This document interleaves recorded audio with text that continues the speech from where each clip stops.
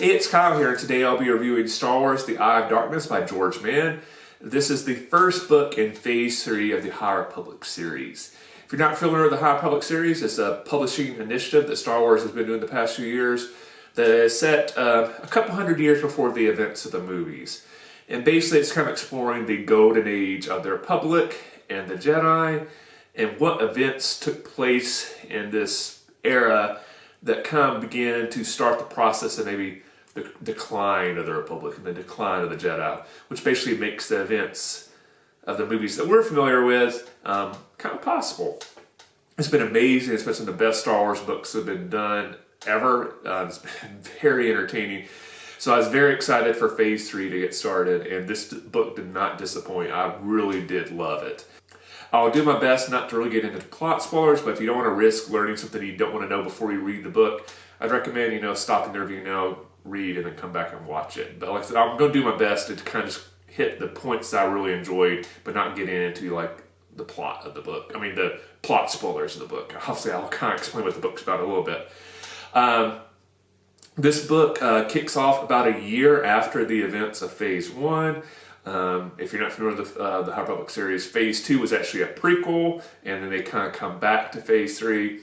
I was a little nervous with the start of Phase 3 because I wasn't sure with the Phase 2 being a prequel that if when we started Phase 3 back, if you feel like we almost lost the momentum of what Phase 1 had built up, and maybe, we wouldn't connect with the characters the same way, something would just be a little bit lost. That wasn't the case whatsoever. I think they did an excellent job of kind of kickstarting everything back up, doing a good job at the beginning of the book to kind of remind you a little bit of what happened in Phase 1, because it has been a little bit while since we've had Phase 1, but not completely rehashing everything. So like you feel like this entire book is just like summarizing what happened in Phase 1. Like I said, overall, really love this book. I think George Mann did an amazing job. This book is so tension-filled. The entire time you're reading, you're kind of like, what's going to happen next? What is something bad fixing to happen?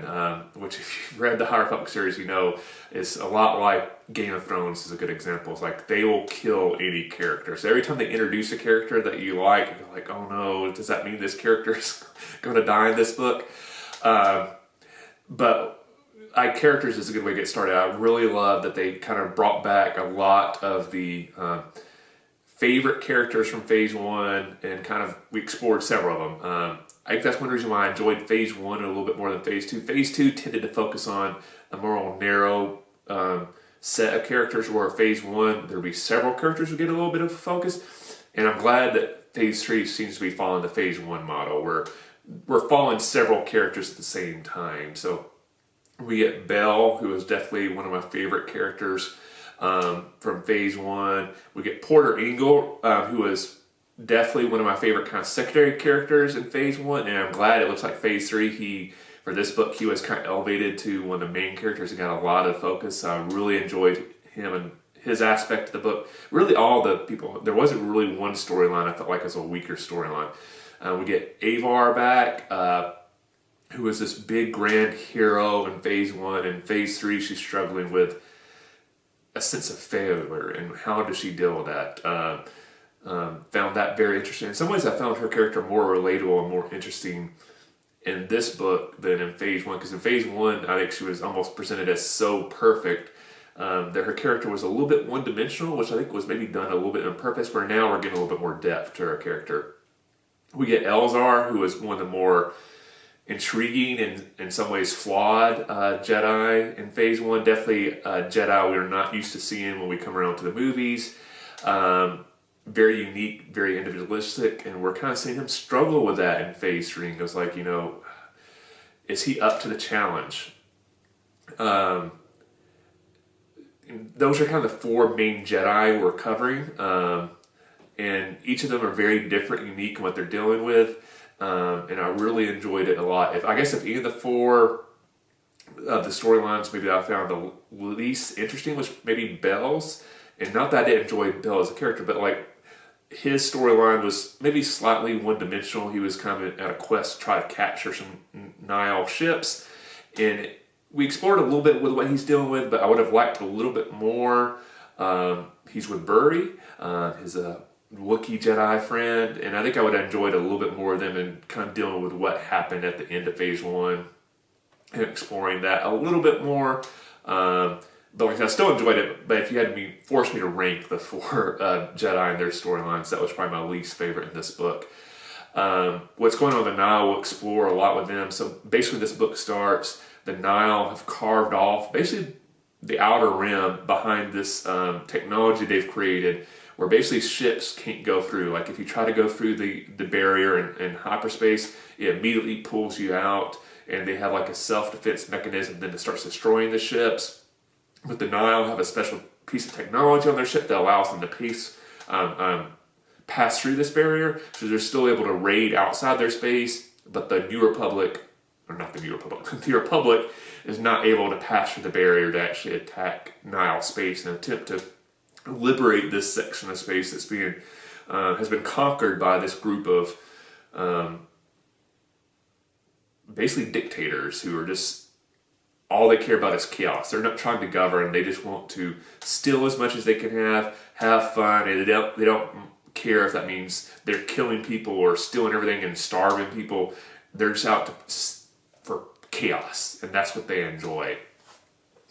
So we get, stories on both sides of the barrier, in Nile space and Republic space.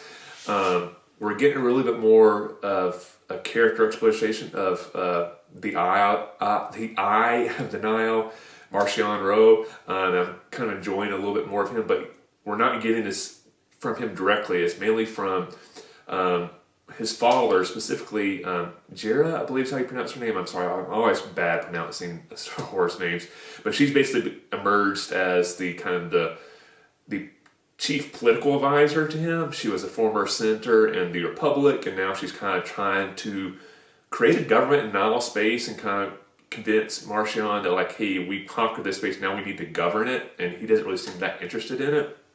And so we're getting a lot of exploration of his character through her eyes and beginning to realize from her point of view, like, what does he want? What is his end goals? Does he have any end goals?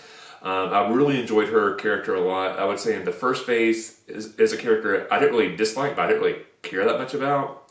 But I found her very interesting and very intriguing in this one. And I did enjoy that we were getting some point of view from the Nile and some point of view from the Republic and some point of view from the Jedi. But at this point, the Republic and the Jedi are actually desperate. It's been 1 year since the events of Phase 1, and they've had zero luck trying to get anything past the barrier. They're beginning to wonder if it'll be possible. Like, are the Nile just here to stay? What's going to happen? So the desperation in the Republic and the Jedi is not what we're used to seeing in this series, where we're at the golden age of the Republic and the Jedi, and they thought anything was possible. Now they're faced with, like, is anything not possible? Were we wrong? Is everything going to crumble in front of us that we built? Elzar is doing this a lot. Avar is doing this a lot of questioning, like, what mistakes did we, how did this happen? Elzar specifically is so desperate and so obsessed with trying to find some way to get to his friend, specifically Avar and the other side of Nile space, that he's willing to try everything. One of my favorite scenes in the entire book is with the Jedi Council. Elzar is kind of presenting a plan, and he's desperate to try to convince the masters of his plan, and they're very skeptical. And then Yoda shows up with a kind of a surprise guest, and their interaction is absolutely amazing. I love that one. I don't want to get into who that surprise guest was in case you haven't read the book yet, because I think it's a moment you'll want to be surprised with when you read it. But those few pages was absolutely amazing, and I could honestly went with a lot more of that. That was one of the cooler moments in a Star Wars book I've ever read. I really enjoyed that a lot. Like I said, the tension in this book is amazing. Like, every time you're with one of the characters that you love, you think, like, is something bad fixing to happen? And I think George Mann does an excellent job of keep on teasing me, like, all right, is something going to happen? Something going to happen? Nope, it didn't happen, but it might happen now. No. Yep. You're never sure if things are going to go good or go bad, and he rotates back and forth. They come breaking for the Republic and then the Jedi, but then it goes against them. So it keeps you guessed at the same time. So by the end of the book, you do have a sense of dread, but there's also a sense of hope, which I think is very a smart decision because it makes you very very excited to read what's next to find out what happened. But at the same time, you're going like, some things are not going to go good. There's going to be some characters we love are going to die in this series, and now it's just trying to figure out who's it going to be. But overall, like I said, I really enjoyed this book a lot. Probably not my favorite book in the High Republic series, but definitely one of my favorites. I really enjoyed it a lot. So if you've read The Eye of Darkness so far, let me know who was your favorite character in the book, your favorite storyline from it, what was your overall opinion of it. If you like this review, please hit that like button. If you haven't yet, please subscribe to the channel. I really appreciate the support. Thanks for watching. I'll see you the next time, and may the Force be with you.